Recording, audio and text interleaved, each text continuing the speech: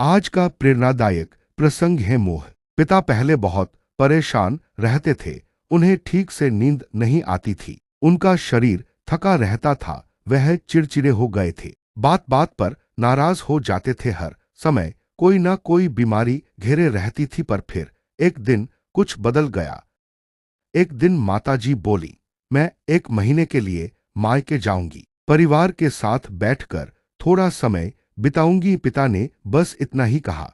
ठीक है, अब लड़का बोला, पिताजी, मेरी पढ़ाई में बहुत परेशानी चल रही है। पिता बोले, कोई बात नहीं बेटा, सुधार हो जाएगा। नहीं हुआ तो 1 वर्ष पुनः दोहराना पड़ेगा, लेकिन फीस तुम स्वयं दोगे। फिर बेटी ने कहा, पिताजी, कार का एक्सीडेंट हो गया। पिता बोले, कोई बात नहीं, गाड़ी मैकेनिक को दिखा दो। खर्चा देखो तथा स्वयं व्यवस्था करो। जब तक ठीक नहीं होती बस या मेट्रो से चले जाओ।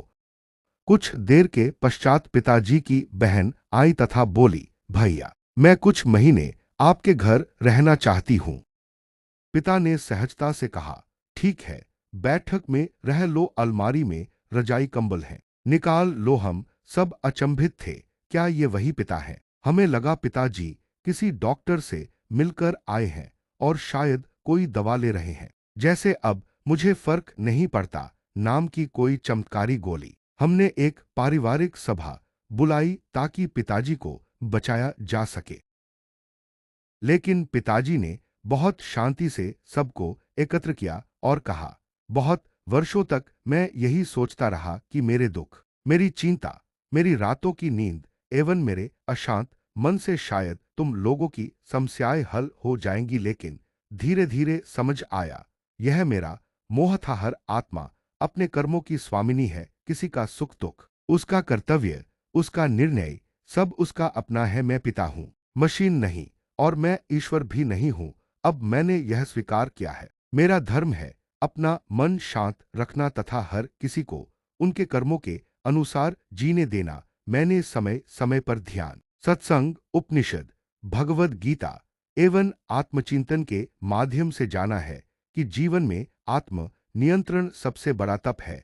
अब मैं सिर्फ प्रार्थना कर सकता हूँ, शुभ चिंतन कर सकता हूँ, प्रेम दे सकता हूँ, परंतु मैं किसी की जिंदगी नहीं जी सकता। अगर कोई मुझसे मार्गदर्शन चाहे, मैं दूंगा, पर चलना उसे ही होगा। निर्णय उसके हैं, फल भी उसी को भोगने होंगे। आज से मैं किसी का बोझ नहीं उठाऊंगा, न मानसिक, न भावनात्मक, न कर्मों का। आज से सब मेरे लिए आत्मनिर्भर तथा जिम्मेदार व्यक्ति हैं।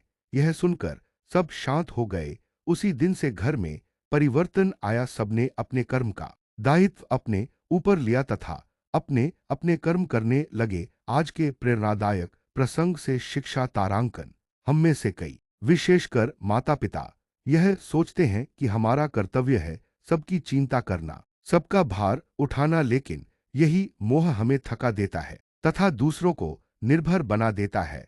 सच्ची करुणा तब होती है जब हम दूसरों को उनके रास्ते पर चलने दें एवं उन्हें उनके आत्मबल के लिए प्रोत्साहित करें। हम धरती पर दूसरों के जीवन की नाव खेने नहीं आए हैं, केवल हम उन्हें ईश्वर द्वारा बताए गए मार्ग अनुसार जीवन जीने की प्रेरणा देने आए हैं।